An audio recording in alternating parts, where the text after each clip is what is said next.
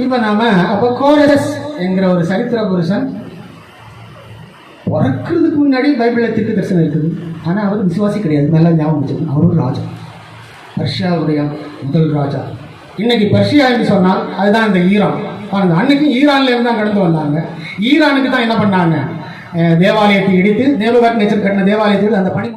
இப்போ நீங்க பாத்தீங்கன்னா ஈரான்ல இருந்தால் யூதர்களுக்கு நிறைய பிரச்சனை வருது. பாத்தீங்களா, ஹிஸ்புல்லாவா இருக்கட்டும், ஹவுதிஸா இருக்கட்டும், ஹமாஸா இருக்கட்டும், இவங்க எல்லாமே ஈரானால் வளர்க்கப்பட்டவர்கள்.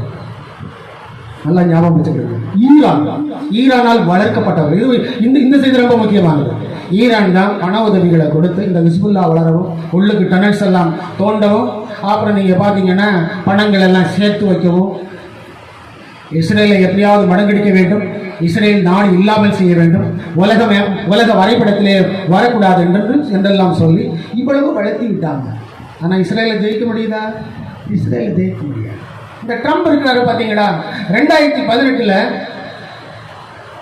ட்ரம்ப் என்ன பண்ணாரு, அமெரிக்காவுடைய ஜனாதிபதியா வந்தார்.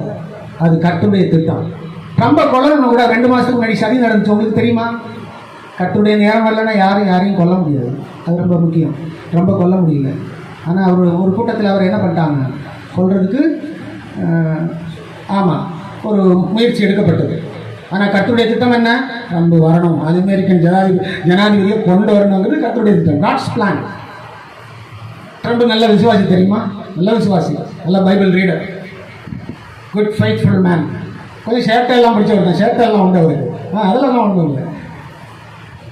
அதுவும் நீங்கள் பார்த்தீங்கன்னா ட்ரம்புடைய வாழ்க்கையில் எல்லாம் பெண்கள் தான் போட்டி போடுறாங்க. 2017 எலெக்ஷன் நடக்கும்போது ஹிலாரி கிளின்டன் ட்ரம்புக்கு எதிராக என்ன பண்ணிட்டாங்க, போட்டி போட்டாங்க. அப்போ நான் நினைச்சேன் ட்ரம்புக்கு அரசியல் அவ்வளோ தெரியாது, ஆனால் ட்ரம்பு கண்டிப்பாக வரமாட்டார், ஹிலாரி கிளின்டன் தான் வருவாங்க அப்படின்னு நான் நினச்சிக்கிட்டேன். நாங்கள் பேசும்போது பேசிக்கிட்டோம். அவர் சும்மா நின்றுட்டு கிடக்கிறாரு அப்படின்னு பார்த்தா ட்ரம்பு தான் வந்தார். எனக்கு ஆச்சரியம், ட்ரம்ப் வந்துட்டாரா, சூப்பராச்சு அப்படின்னு சொல்லி. இந்த ட்ரம்ப் வந்ததுக்கப்புறம் அங்கே அமெரிக்காவில் இருந்த யூதர்களுக்கு அவர் எலெக்ஷன் டைம்லேயே ஒரு வாக்குறுதி கொடுத்தாரு. நான் ஜனாதிபதியாக வந்தேன்னா உங்களுக்கு ஜெருசலேமே கேபிட்டலாக அறிவிக்கிறேன் அப்படின்னு, ஜெருசலேம் உங்களுடைய தலைநகரமா நான் அறிவிப்பேன் அப்படின்னு வாக்கு கொடுத்துட்டாரு. அதே மாதிரி ட்ரம்ப் என்ன பண்ணிட்டாரு, 2018 எலெக்ஷனில் அவர் வந்து என்ன பண்ணிட்டாரு, அமெரிக்கன் ஜனாதிபதியாக வந்துட்டார். ஜனாதிபதியாக வந்த உடனேயே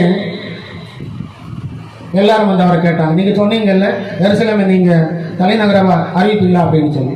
எப்பவுமே அமெரிக்கன் எலெக்ஷன்ல இந்த வாக்குறுதிகளை நிறைய ஜனாதிபதிகள் கொடுப்பாங்க. நான் வந்தேன்னா உங்களுக்கு நான் ஜெருசலேமை தலைநகரமா மாத்திரேன் அப்படின்னு சொல்லுவாங்க. ஆனால் செய்ய மாட்டாங்க. கொஞ்சம் பயம், அரபு நாடுகளை பார்த்து பயம், ஐநா சபையை பார்த்து பயம். அதனால பயந்து விடுச்சு, பெரிய பிரச்சனை, மலிப்பு வேண்டான்னு தள்ளிடுவாங்க.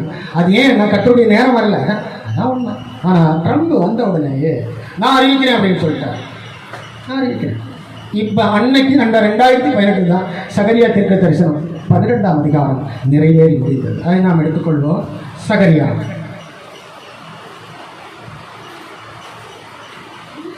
சகரியாவுடைய தீர்க்க தரிசனம் பார்த்துட்டு நாம இதை படிச்சோன்னா நமக்கு நல்லா தெரியும். பாருங்க, 3ஆவது வசனத்தை நான் வாசிக்கிறேன். அந்நாளிலே நான் எருசலேமை சகல ஜனங்களுக்குள்ளும் பாரமான கல்லாக்குவேன். எருசலேம் எல்லா நாடுகளுக்கும் I will make Jerusalem as a heavy rock for all nation அப்படின்னு ஆங்கிலத்தில் இருக்குது. தமிழ்ல சகல ஜனங்களுக்கு ஒன்று வருது, பரவாயில்ல. அதனாலேயே நான் எருசலேமை சகல ஜனங்களுக்கு பாரமான கல்லாக்குவேன். அதை கிளப்புகிற யாவரும் சிதைக்கப்படுவார்கள். பூமியில் உள்ள ஜாதிகள் எல்லாம் அதற்கு விரோதமாய் கூடிக்கொள்வார்கள். ட்ரம்ப் என்ன பண்ணாரு தெரியுமா? இப்ப பாருங்க, அந்த விரோதமாய் கூடிக்கொள்வார்கள் அப்படிங்கிற அந்த வார்த்தை தான் அது 2018 நிறைவேறுது.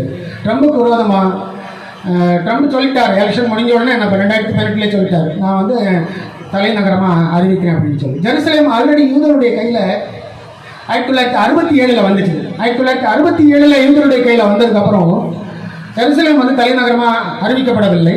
இதுதான் எது, டெல் அவீவ் தான் எருசலேமுடைய தலைநகரம். டெல் அவீவ் தான் உங்களுக்கு இன்னைக்கு ஹார்ட்வேர், சாஃப்ட்வேர் போன்ற எல்லா பணிமுட்டுகளும், செல்போன் பார்ட்ஸுங்க, இது எல்லாம் தயார் பண்ற இடமே அங்குதான், டெல் அவீவ்ல தான் நடக்குது. உலகத்தினுடைய மைய இடம், வியாபார இடமாக இருக்கிறது டெல் அவீவ். அது வந்து ஒரு ஆபிஷியல் கேபிட்டலாக அது இருந்து வருகிறது. ஆனா பைபிள் பிரகாரம் என்ன பண்ணுது தெரியுமா, எருசலேம் திரும்பவும் அதே ஸ்தானத்திலே கட்டப்படும் சொல்லி தீர்க்க தரிசனம் சொல்லுது. பாருங்க, அதே தீர்க்க தரிசனம் 12ஆம் அதிகாரம். அந்நாளிலே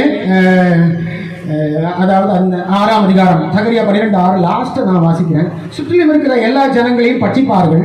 எருசலேம் திரும்பவும், பாருங்க, எருசலேம் திரும்பவும் தன் ஸ்தானமாகிய எருசலேமிலே குடியேற்றப்படும்.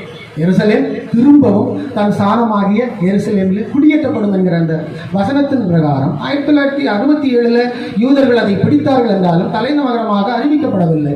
ட்ரம்ப் 2018 நீங்கள் பார்த்தீங்கன்னா வேர்ல்டு கோர்ட், உலக கோர்ட்டையும் எதிர்த்து ஐநா சபையும் எதிர்த்து, ஐநா சபையில் ட்ரம்புக்கு எதிராக 128 நாடுகள் என்ன பண்ணாங்க, சைன் பண்ணாங்க. எத்தனை நாடுகள்? 128 நாடுகள் சைன் பண்ணி இவர் அறிவிக்கக்கூடாது, அறிவிச்சா அது ஒரு யுத்தம் வரும், அது ஒரு இது ஒரு சொல்லி குழப்பி 128 பேர் ட்ரம்புக்கு எதிராக என்ன பண்ணாங்க, சைன் பண்ணி ஐநா சபையில் ரெசல்யூஷன் பாஸ் பண்ணாங்க. அதில் 9 பேர் எதிராக ஓட்டு போட்டாங்க, 9 பேர் ஆதரவாக போட்டாங்க. ஒரு 35 பேர் சும்மா போய் உட்காந்துட்டு அப்படியும் இல்லை இப்படியும் இல்லை அவங்க வெளியே வந்துட்டாங்க. ட்ரம்ப் பார்த்தாரு, என்னடா சொல்லிட்டோமே என்ன பண்ணுறது அப்படின்னு சொல்லி